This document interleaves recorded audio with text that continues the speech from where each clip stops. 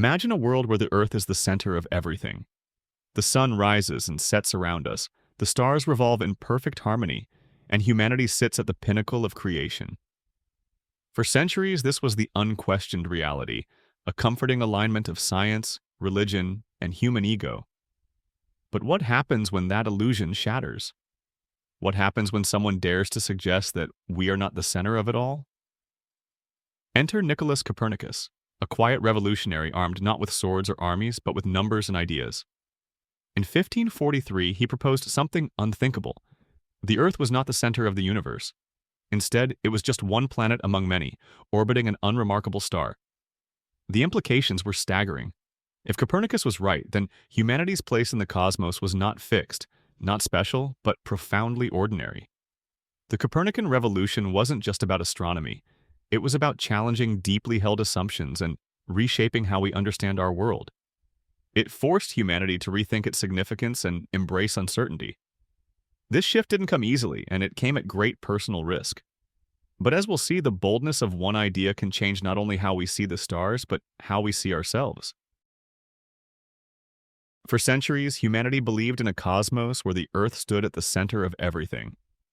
This view was deeply rooted in the geocentric model, an idea developed and refined by philosophers like Aristotle and Ptolemy. It wasn't just a theory about the stars and planets, it was a world view. The Earth was seen as immovable, a privileged platform upon which all of creation revolved. The sun rose and set, the stars spun in their eternal dance, and the heavens seemed to reaffirm humanity's central role in the grand design.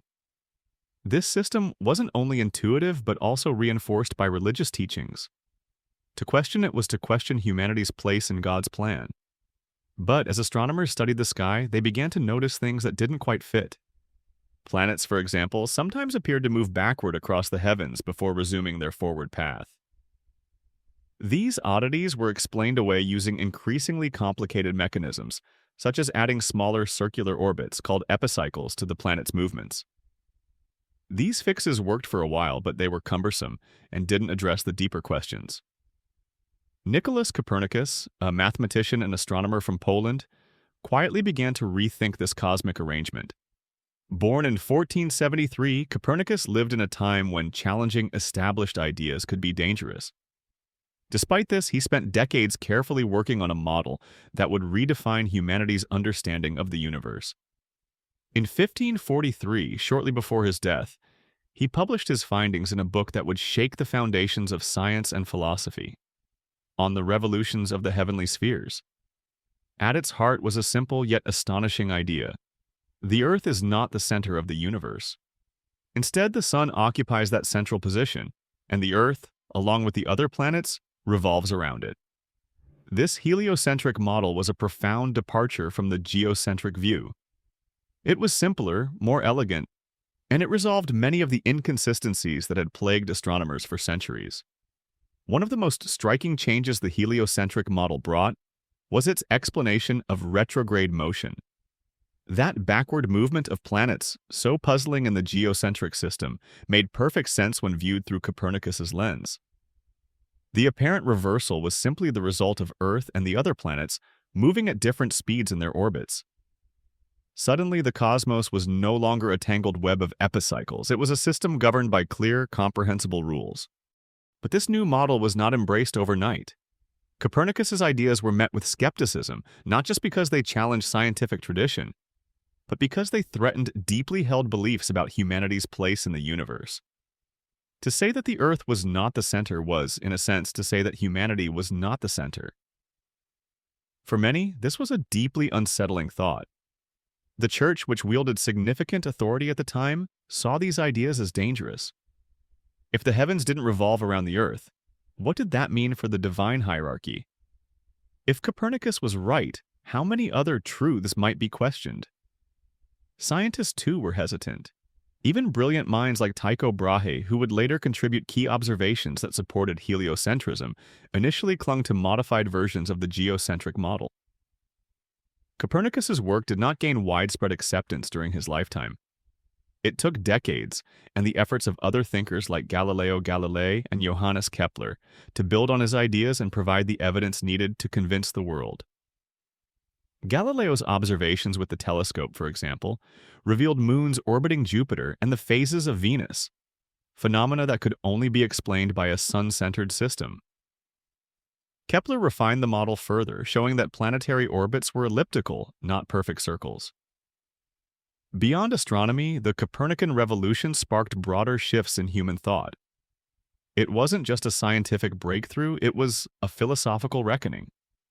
If humanity was not at the center of the universe, then what was our role?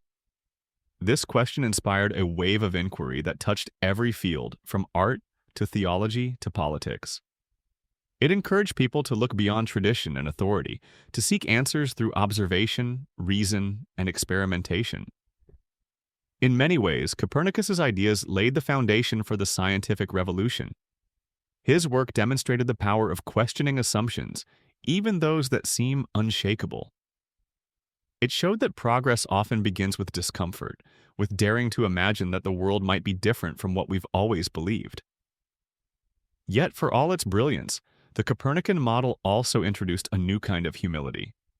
It reminded humanity that we are part of something vast, something that does not revolve around us. This realization was, and still is, both humbling and empowering. It challenges us to think bigger, to wonder more deeply, and to embrace the unknown.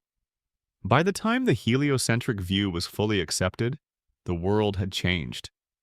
Copernicus's quiet revolution had grown into a movement that transformed not just how we see the stars, but how we see ourselves.